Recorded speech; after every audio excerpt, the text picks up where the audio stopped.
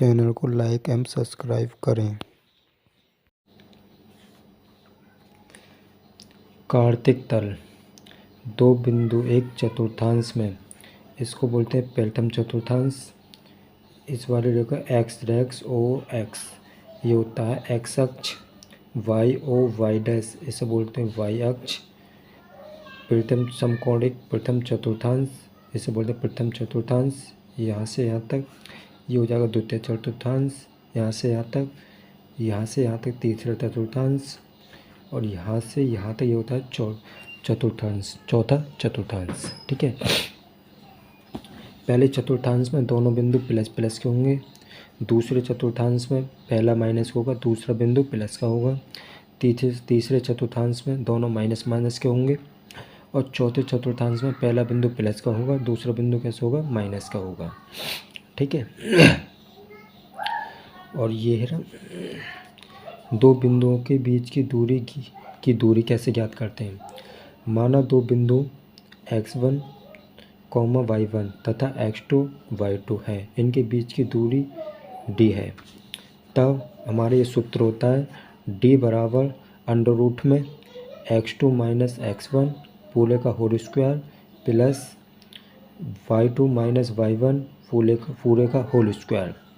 ठीक है, फिर होता है हमारे पास एक सूत्र और, दो बिंदुओं के बीच की दूरी सदैव धनात्मक होती है। जब भी दो बिंदुओं के बीच की दूरी निकालेंगे वो सदैव कैसी होगी, धनात्मक होगी। ठीक है, उसके बाद हमारे होता है तीन बिंदु संरेख। उसके बाद आता है तीन बिंदुओं के संरेख होने का प्रतिबंध। तीन बिंदु संरेख कब होते हैं, तीन बिंदु ABC, माना तीन बिंदु ABC हैं, संरेख होंगे यदि और केवल यदि एक वो पढ़ा होगा तो पाइथागोरस प्रमेय, पाइथागोरस प्रमेय। तीन बिंदु संरेख तब होते हैं दो भुजाओं का योग, दो भुजाओं के बीच की दूरी, जैसे दो भुजा निकाल ली हमने, एक बिंदु ए दे रखा, एक बिंदु बी दे रखा, इन दोनों के बीच की दूरी प्लस BC, इन दोनों के बीच की दूरी, दो बिंदुओं के बीच की दूरी बराबर तीसरी भुजा के बराबर है, तो वो कैसे आएंगे, समरेख। ठीक है, संरेख कहलाएंगे, आगे समझाऊंगा। फिर उसके बाद आता है रेखाखंड।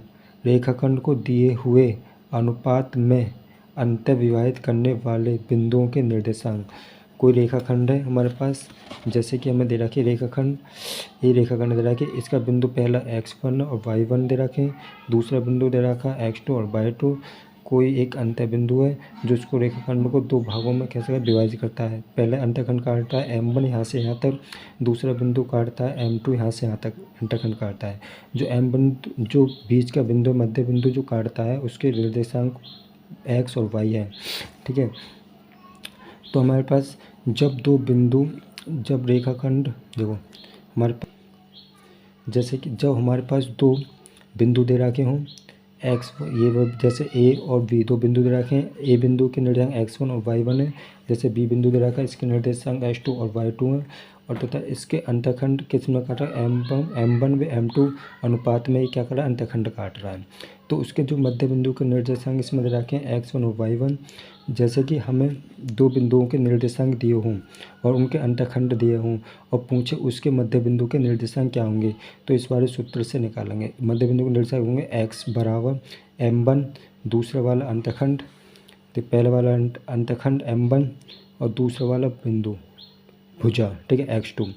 ठीक है, उसके बाद ऐसे plus M2 x1 M1 plus M2, जैसे y वाले लिखा हम कोटि M2 x1 plus M1 x2 plus M1 plus M2, ये हो जाएंगे इसके मध्य बिंदु के निर्देशांक जो अंतखंड काटेंगे। ठीक है, उसके बाद है जैसे रेखाखंड को दिए हुए अनुपात में बाह्य विभाजित करने वाले बिंदुओं के निर्देशांक। दो बिंदु दे रखे होंगे हमें x1, y1 तथा x2 प्लस y2 को मिलाने वाली रेखाखंड को M1 व M2 के अनुपात में बाह्य विभाजित करने वाले बिंदु P के निर्देशांक x1 और a2 हैं। वो जो अंतर विभाजित करेगा तो सिर्फ उसमें प्लस होता है, और यहाँ पे क्या कर रहा है, बाह्य विभाजित करने वाले सिर्फ यहाँ पे माइनस आ जाएगा बीच में, माइनस, ये भी माइनस, नीचे भी माइनस, ये भी माइनस। ठीक है, तथा पे इसमें भी माइनस, सॉरी यहाँ पे माइनस होगा, ठीक है, इसमें भी माइनस और ये भी माइनस हो जाएगा। जैसे कि हमें ये बिंदु दे रखे हैं तो ए और बी, कोई बाह्य बिंदु बी पी है, ठीक है, पी के निर्देशांक कितने इतने, इसको दो अंतखंडों में विभाजित कर रहा है। तो M1 यहाँ से, M1 यहाँ से और यहाँ तक M1, और बी से और पी तक M2 अंतखंड विभाजित कर रहा है। क्वेश्चन से अच्छी तरीके से समझ में आएगा, ठीक है। रेखाखंड के मध्य बिंदु के निर्देशांक, जब हमें दो रेखाखंड हो और हमें रेखाखंड दे रखी हो, उसके दो बिंदु दे रखे हो, जैसे कि दो बिंदु x1/2 एक बिंदु ये रहा और x2/2 दो दूसरा बिंदु ये रहा, इसको मिलाने वाले बिंदु के निर्देशांक s और y है। तो हम जो दो बिंदु मध्य बिंदु जो निकालेंगे उसको पहले वाली दोनों भुजा को जोड़ देंगे, x1 + x2 बटे 2 कर देंगे, y जो भुजा कोटि निकाल लेंगे y1 + y2 कर देंगे, ठीक है। अब देखो क्वेश्चन नंबर पहला है। क्वेश्चन नंबर दे रखा है, निम्नलिखित बिंदुओं में कौन से चतुर्थांश में स्थित है, निम्नलिखित बिंदुओं में कौन से चतुर्थांश में स्थित है। देखो पहला बिंदु प्लस है, पहला क्या है यहाँ पे प्लस है, तो यहाँ भी क्या है प्लस, तो ये कौन से चतुर्थांश में होगा स्थित, प्रथम चतुर्थांश में, ये होगा प्रथम चतुर्थांश में, चतुर्थांश में होगा। अब मैंने बताया था पहले ही तुम्हें, जो पहला किसका माइनस का, दूसरा किसका है प्लस का, तो ये कौन सा हो गया द्वितीय चतुर्थांश में, ये हो जाएगा द्वितीय चतुर्थांश में हो जाएगा। और ये दोनों माइनस माइनस के, ये कौन सा होगा तृतीय चतुर्थांश में स्थित हो जाएगा। ये पहले प्लस का, दूसरा इसका माइनस का, ये हो जाएगा चौथे चतुर्थांश में स्थित, ठीक है, ये चौथे। अब हमारे पास ये बिंदु दे, दो बिंदु दे रखे हैं, बिंदु इतने तथा इतने के बीच की दूरी ज्ञात करना। हमें पता है दो बिंदुओं के बीच की दूरी कैसे ज्ञात करते हैं, एक सूत्र होता है हमारे दो बिंदुओं के बीच की दूरी ज्ञात करने का, d बराबर अंडर रूट में x2 - x1 whole square plus y2 - y1 का होल स्क्वायर, ठीक है, अंडर लगा लिया हमारा। इस पहले वाले को ये हो जाएगी x1, ये हो जाएगा y1, ये x2, ये y2, इसमें मान वैल्यू रख दो, ठीक है। x2 कितना रखा है हमारे पास, x2 दे रखा 7, x2 7 माइनस माइनस आ जाएगा, ठीक है। x1 कितना रखा, x1 दे रखा 5, इस ब्रैकेट बंद करेंगे होल स्क्वायर लगा देंगे, ठीक है।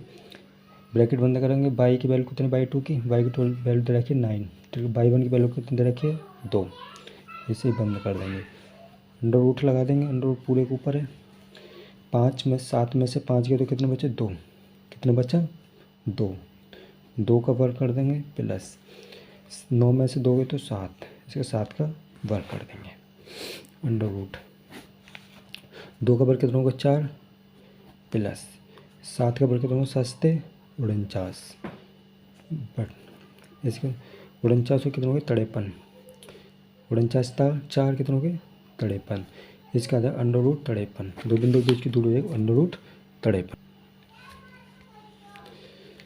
उस बिंदु के निर्देशांक ज्ञात कीजिए जो बिंदु इतने 1 -1, 3 तथा 4 - 7 को मिलाने वाले रेखाखंड को 3:4 के मिलाने वाले रेखाखंड को के अनुपात में विभाजित करता है। देखो अब कैसा अंत विभाजित करता है, किसी अंत विभाजित अनुपातों में अंत विभाजित करता है, तो हमारा फॉर्मूला क्या था, तो बिंदु के निर्देशांक x1 x बराबर था m1 x2 plus m2 x1 upon में कितना था m1 प्लस m2, y बराबर कितना आया था यहाँ पे m1 y2 plus m2 y1 upon m1 plus m2। ये सूत्र कब लगता है, जो हमें क्या करता है अंत विभाजित करता है, ये सूत्र तब लगता है। तो m1 क्या है हमारे पास, इसे x1 मान लो, इसे x2 मान लो, ठीक है, x2 सॉरी नहीं इसे x1 और इसे हो जाएगा y1, ठीक है, ये हो जाएगा x2, ये हो जाएगा y2, ठीक।